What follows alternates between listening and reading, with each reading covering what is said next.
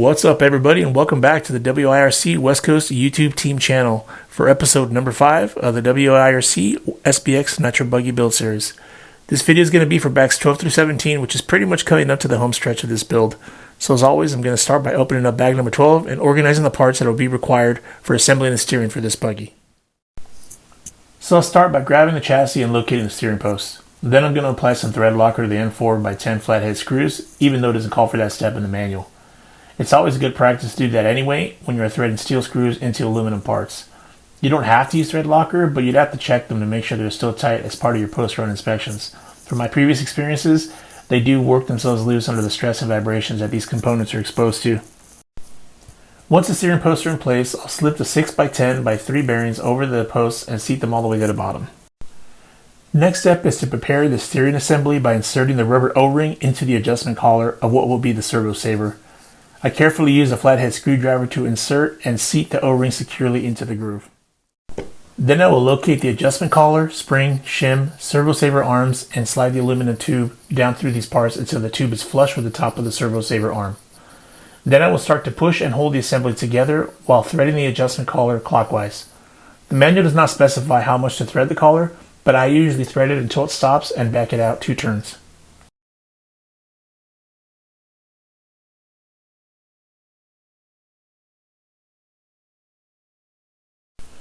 Once assembled, I slip the servo saver over the right side steering post and then the one-piece bell crank over the left-hand steering post. I will cap off each side with the 2 remaining 6x10 by 3 bearings. Once complete, check to make sure both sides move smooth without bind.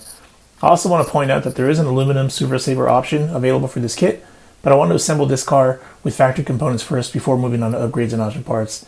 I have learned to break in and learn the car before installing option parts to get a full baseline with capabilities out of the box. You might be throwing money at a component that is solid off rip, and you can use that money on a part that will yield actual gains that you can feel and see. Next up is to assemble the steering links. Before you start threading the ends on, take note of the orientation of the links themselves. The side of the link with the shortest distance from the adjustment point to the end of the link is going to face the tire on both the right and left sides. The short side facing the tire is the right-hand thread, and the longer is the left-hand thread. Another thing to note when assembling the steering links is the orientation of the ends going on the links. The end link that has a curve to it goes to the outside facing the tire, with the curve facing the back of the car, and the straight goes on the inside to where it will link up to the Ackerman plate.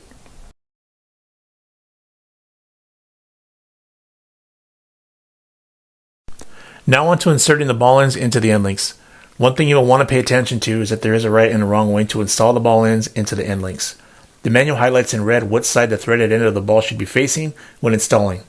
Using my shock tool, I'll position the correct way and press them in. Remember that the side with the gloss finish is the best place to press them in from to ensure the smoothest operation.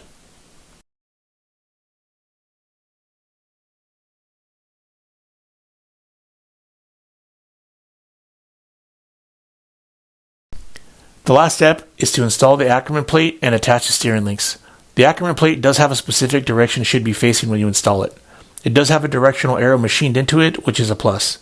Also note the specified initial setup as far as the steering link mounting. The manual illustrates it should be on the second hole up from the bottom. Mount the Ackerman plate using the threaded bushings and the M3x8 flathead screws. I also want to point out that I did not apply thread locker to these screws, and I should have and did go back to apply later. I do not apply a large amount at all since these screws can have a tendency to strip, so if you use thread locker, apply some heat before attempting to loosen them.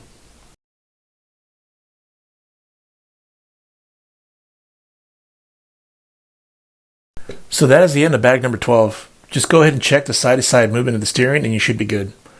If you have any sort of binding, recheck your assembly.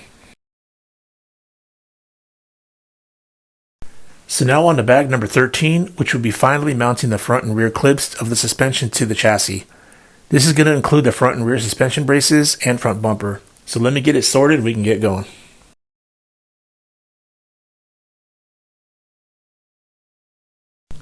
So before I mount the front suspension to the chassis, I will apply grease to the front diff ring gear.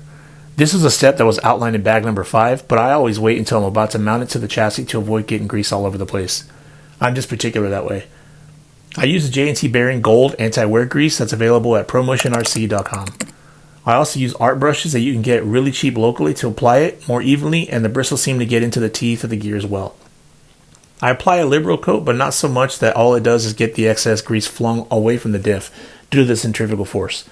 I also check the diffs often to check on where and how the grease is holding up. This is made easy due to the WIRC's diff easy access covers. Now I'll grab the front bumper and insert it between the chassis and the front diff case. Then I can secure the entire assembly using two M4x20 flatheads in the front and two M4x16 flatheads in the rear mounting holes. I'll set my driver to a medium to low setting and then hand tighten it the rest of the way. Next, I will locate and insert the M3 auto lock nuts and insert the ones that will secure the brace to the chassis threaded side down. The lock nut that will secure the brace to the front suspension will insert threaded side facing up. The suspension brace is key to allow the lock nuts to fully seat into the mounting holes to keep them in place while you tighten them. I carefully use a hex tool to help push the lock nut all the way into the mounting hole, all the way down. It is a tight fit on purpose, so it just takes a little finesse. There is an optional aluminum brace that is also available that I will try at some point after break-in. I do see the value in aluminum parts, particularly when it comes to reinforcement, as it usually translates to a more precise feel in the car's handling, given aluminum's resistance to flexing, I would imagine. First, I will start with securing the top of the steering brace to the suspension brace using the M3x12 screws. This will help keep it in place so you can rotate the chassis over, line up the holes on the bottom, and complete the assembly.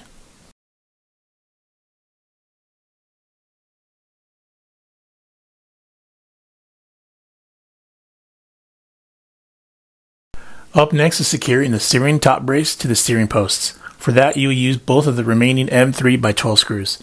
I apply some thread locker to these screws even though it is not specified to do so in the manual.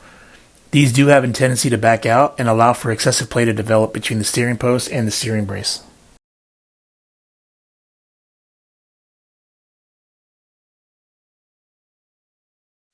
Moving on now to connecting the steering links to the steering blocks using the M3x12 screws threaded from the bottom up. You're going to want to apply a dab of thread locker to these screws as well.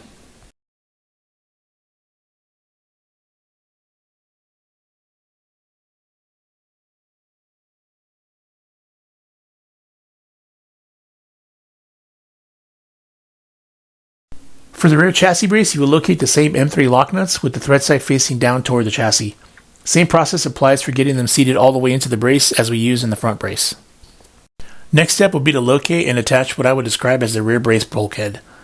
It is what allows the rear brace to mount to the rear suspension. I attach the bulkhead to the rear brace using the M3x18 screw and M3 lock nut. Once secured, you can mount it to the rear suspension using the M3x12 screws. I use my driver to get them most of the way and then hand tighten them from there.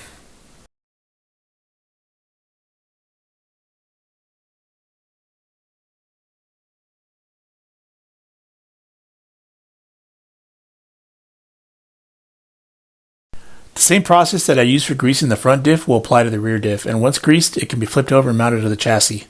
The seat block and the chassis are key so that you can mount the rear suspension easily and leaving the mounting holes underneath lined up. Flip the chassis over, holding the rear suspension assembly with your free hand, and then secure the rear diff to the chassis using two M4x20 flatheads in the rear and two M4x16 flatheads in the front. I use my driver to get them in most of the way and then just hand tighten them from there.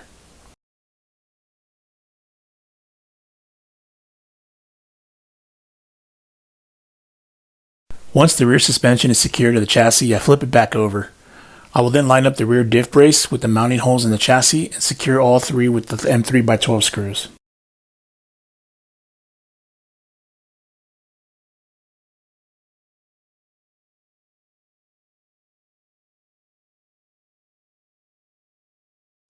Well, now it's looking like a race car, and I give it a quick check to make sure both front and rear diffs are operating smoothly and there's no binding anywhere. Looks good, so on we go to bag number 14. Bag 14 contains the center diff mounting and brake components needed for the SBX Buggy. Looking over the components, I can definitely dig the red calipers, brake rotors, and diff brace. I've never had to glue the brake pads to the calipers before, so that's a new one for sure and should be interesting. So first things first, I'm going to get started on gluing the brake pads to the calipers to give the glue time to set. All I had to use is tire glue, so we will see how it holds up. One question I do have is when the pads wear out, if I have to remove the old pads and glue new ones on, or if I have to buy a new set of calipers as well as new pads. I went to the WIRC website, and the parts they list show them being sold as assembled units. Maybe it was just an anomaly at the factory, but I will check with HQ to make sure. I know the video's out of sync here and I apologize for that, but you can see that I was pointing out my intent to trim the brake pad. This came as a build tip from other WIRC drivers, as the mounting holes on the brake pads can get hung up on the screws that pass through the pads and calipers onto the center diff mount. Seeing as the actual contact patch of the pad to the rotor does not include the ears on the brake pad, I feel comfortable trimming them off. I use my flash cutters to clip the mounting ears off the pads. I went ahead and did this to all 4 pads beforehand. So gluing the pads to the calipers was pretty straightforward. I used a few small dabs of glue on each pad and then pressed them onto the caliper for a few seconds to get them to set, and then I let them dry while I was moving on to the next step. While it was a unique step in the process, it wasn't too big a deal.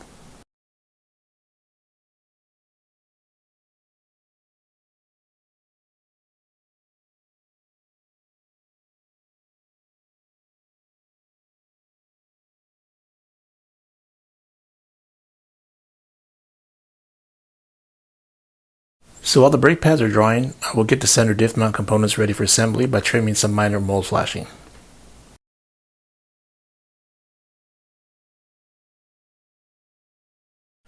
So I start prepping by installing the brake rotor guides to the bottom of the center diff mounts, taking care to not strip the plastic using my electric driver.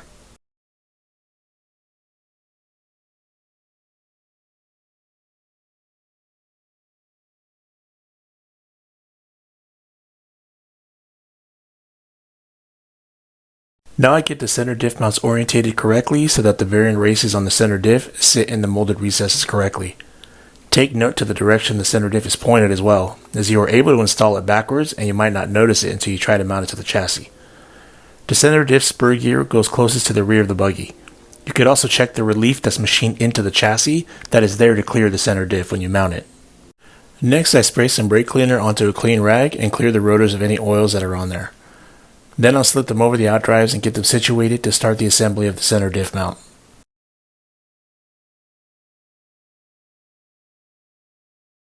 I checked the glued brake pads and they were dry enough for me to start mounting them to the center diff mount. I'll start mocking up the brake assemblies and move on to install another component that wasn't included with the kit but recommended by fellow team drivers. That is to insert springs in between the brake calipers and passing the mounting screws through them. These springs and the trimming of the brake pads help to ensure smooth and consistent brake engagement and release motions.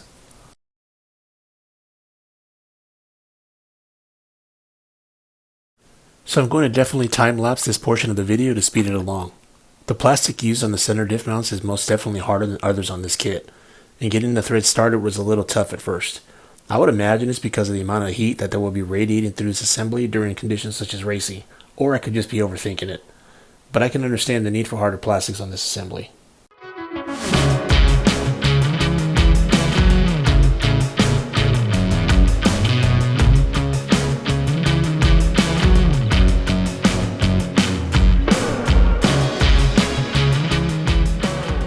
Now that the brakes have been mounted and secured at 2.5 millimeters of gap, I'll move on to installing the brake cams and the carbon center diff brace. Take note that the longer brake cam is for the rear brake and the shorter for the front.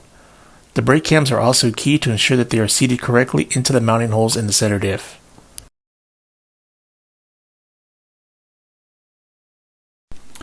Once the brake cams are inserted correctly, you can slide the brake levers through the holes in the cams. Take note as to the orientation of the brake lever itself. The lever of the rear brake closest to the center spur gear should face up, while the lever for the front brake should face down.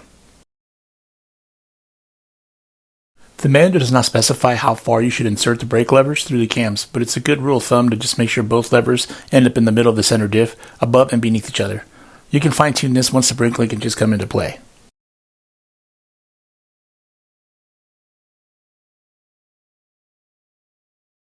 Now I'm going to prep the center diff for the installation of the center diff brace by mocking it up initially. Right off the bat, I realized the center diff brace should be installed at the same time as the brake cams and had to remove the levers I just installed. I did not capture on video one step in the process of prepping the diff brace, and that is to install the 5x8 flange bearings up from below into the diff brace. It was a really tight fit, so I had to apply a tiny bit of graphite dry lubricant to help seat them. Once the center diff brace and brake cams are aligned and seated in the mounting holes in the diff mount, I proceed to insert one set screw into each of the brake cams and tighten them to keep the levers in place and in position. Again, I'm going to worry about the exact alignment of the brake levers when the linkage is installed.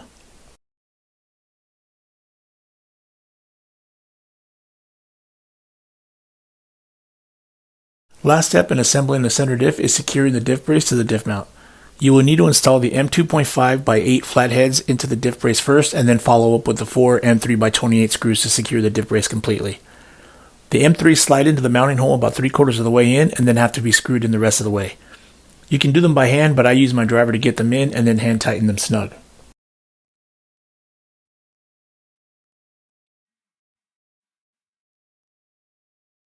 Now I will install the side guards onto the chassis. Locate the M3 by 6 screws that you're going to need for each side. I apply small dabs of thread locker onto the screws ahead of time since they will be threaded into the chassis and they're going to be subjected to vibrations like crazy. Going to time lapse this part as there's not much to tell, and since this process is pretty self-explanatory. The last step of back 14 is to mount the center diff assembly onto the chassis. Locate the M4 by 10 screws ahead of time to make it easier. Then you can set the center diff onto the chassis, making sure to insert both the front and rear drive lines in all the way before you fully seat the center diff onto the chassis.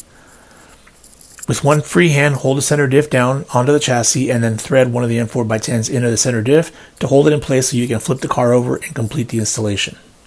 As always, take caution if you're using an electric driver to not strip the plastic. As you're probably already sick of me saying, snug them in and then hand tighten them the rest of the way.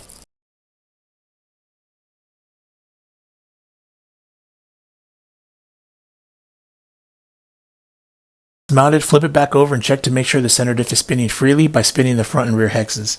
If it hangs up or it's binding, check your assembly just to make sure everything's secure. In some cases, if it's hanging up every half revolution of the spur, it could be the center spur is not fully tight into the diff case, or potentially all 4 of the screws are not screwed in all the way, causing it to have kind of a high and low spot, which would not be a fully squared up assembly for lack of a better term. I guess what I'm getting at is it's the same principle as having warped brake rotors on your car, meaning it could have a sort of wobble causing the rotors to drag on the brake pads every time the diff hits that uneven spot. You want this driveline to be smooth as silk. Another thing I want to point out is that I'm glad that this car is designed with ease of maintenance in mind. What I mean is that since the center diff mounts are 2-piece, you can remove and service the center diff from the top of the car by pulling the brake linkage, assembly, and the top brace off in one piece, allowing you to service or swap the diff in minutes. Now it's on to bag number 15, which is going to be the assembly of the SBX 3 aluminum shoe clutch. So let me get it unpacked and organized.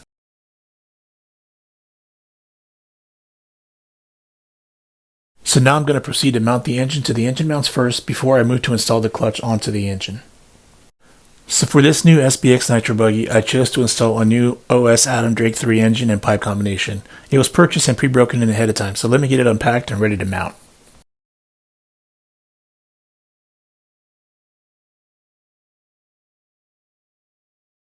So before I mount the engine, I secure the included rubber plugs for the exhaust port and the carb port to eliminate the chance that something falls into the engine while I'm installing it.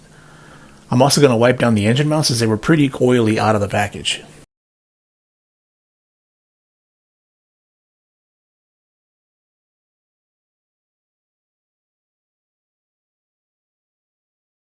Before I mount the engine to the mounts, I clean and apply some thread locker to them, as this is a crucial step I believe in the assembly process. This is the heart of your buggy, so you don't want this thing to come loose.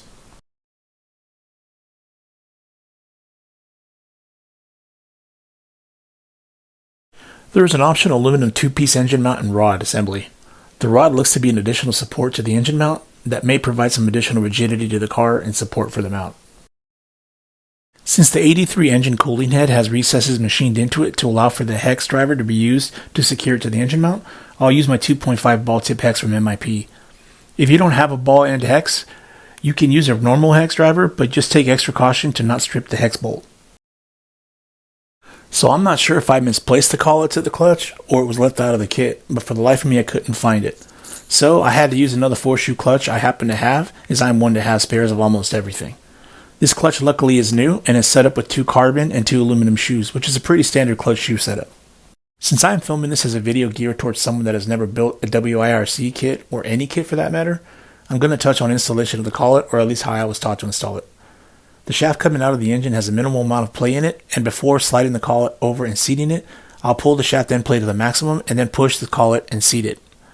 This will keep the shaft from moving back and forth during operation. Now I will set the assembled clutch over the shaft and push it up until it stops up against the collet. Oh yeah, I am using the collet and the clutch nut that came with the clutch I am installing, not the one that was included with the kit. It's never a good idea to interchange clutch components as they may not seat or secure properly. It might feel like it's on there tight and secure, but once the engine fires up and is at max RPMs, you might encounter some problems that can end up being pretty pricey to repair. Not for sure, but just more of a be careful of that type of heads up. Now, what you're about to see me do is not my first choice, but I lent my rubber grip channel locks to a neighbor of mine. I generally don't like using regular pliers or anything that can mar the flywheel, as it is a softer aluminum. I took as much caution as I could so I could hold the flywheel in place while I tightened down the clutch nut.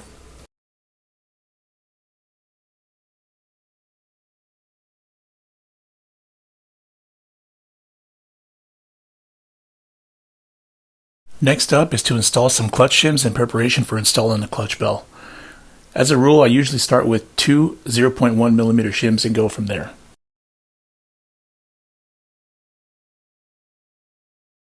For this clutch, I'm going to use a new ProTech vented 13-tooth clutch bell. Before I install the clutch bell, I always spray some brake cleaner directly onto it, as they are usually covered in oil when packaged. I concentrate particularly on the inside where the clutch shoes will contact the clutch bell. Any oils or contaminants are just going to lead to slippage or an uneven clutch engagement.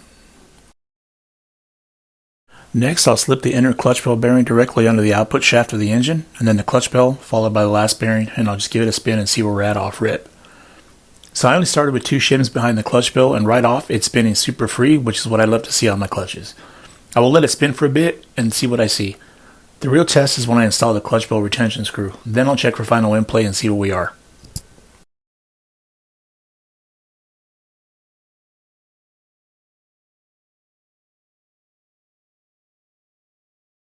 To complete the clutch install, I will thread a titanium clutch bell screw that has an integrated washer. I'll thread it in until it stops and spin the clutch again and see how it spins from there. And man, she's spinning good and pretty. So I'll torque the clutch bell down one more time good and tight, and I'll give it one more spin, and I think I'm good to go.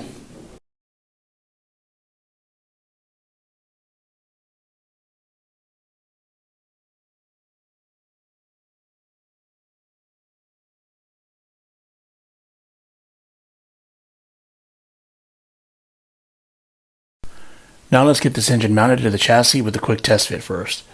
Then I'll go ahead and pre-apply the thread locker to the N4x10 engine mount screws. For this particular step, I do apply a pretty good coat of thread locker to the screws to ensure the engine mount does not move once I set it in place where I want it from a gear mesh standpoint.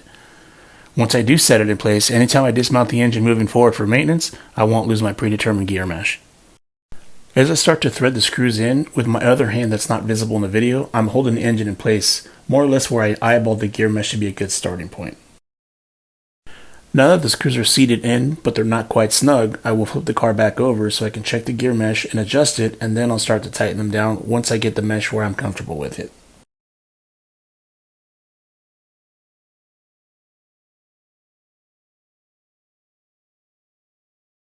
As for gear mesh, I set it to where the teeth have good contact, but there is a tiny bit of play between the teeth on both gear sets.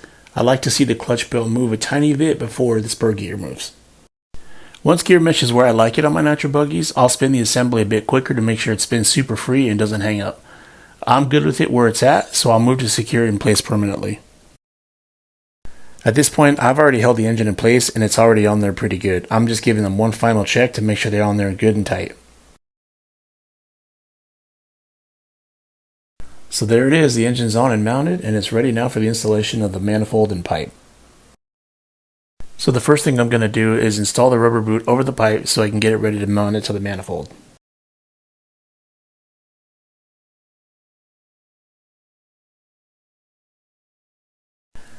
So when I mate the manifold to the pipe and then the manifold to the engine, I always like to use some CalRC udder butter. It allows me to orientate the pipe and manifold easily, and it holds up to heat very, very well and reduces the chance of getting any dirt into either of those two mating surfaces.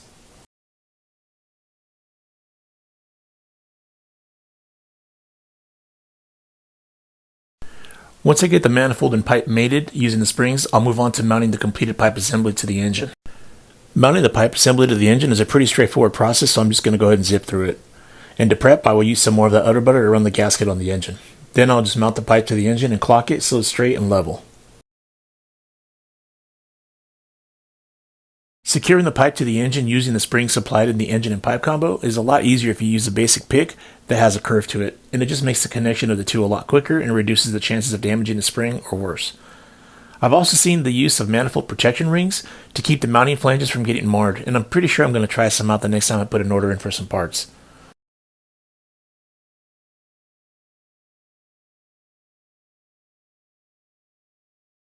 Well, there she is. The engine and pipe are mated, and I really love how this build is coming together. I also like how the engine and pipe are seated and not close to the side guards, which usually leads to me having to trim it a bit to clear it. But that could still be the case, however, once I get the body trimmed and fit over the car. I also usually use a heat-resistant aluminum tape on the side guard under the pipe, but I don't see the need yet given the ample space between the two, but we will see. Next step is to install the pipe mount and wire. The pipe mount will use an M4x8 flathead screw up from underneath the chassis. This one definitely needs some thread locker to keep it from backing out from all the vibration. I will thread the screw into the pipe mount, but will not fully tighten it until I finalize the fit of the pipe wire. In some cases, you might have to cut the pipe wire if it will interfere with the bell crank on the left side.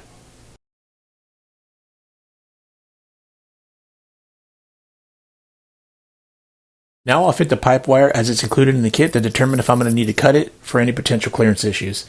I'll also loosen the grub screw that's in the pipe mount and the grub screw that's in the pipe that I installed previously.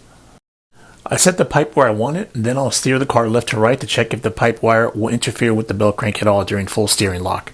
I don't see any issues, so I will move to tighten down the grub screws on both the pipe and the pipe mount to set the final fit without any further modifications. Last step for this video is bag number 16, which is installation of the fuel tank. Not too long of a process, so I'm going to time lapse this and point out anything that I think might be important.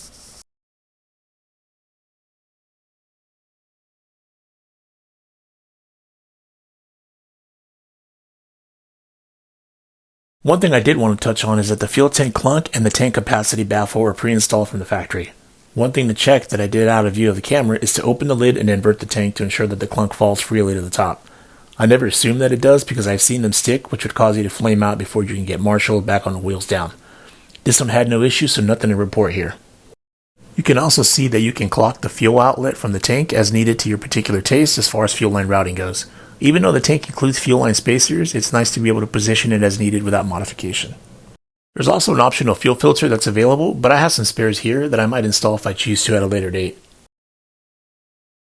I'll check final fit and finish of the tank, and it all looks and feels good, so I'm going to start to wrap this video up. As always, I want to thank you all for tuning in and remind you to like, comment, and subscribe. Turn on your notifications to stay up to date with how our team is doing. Next video will be the finale of the build series of the SBX Nitro Buggy, and I gotta say I'm a little bummed, but I'm also looking forward to the finished product. So see you guys later, take care of yourselves, and siamo pochi, ma siamo forti.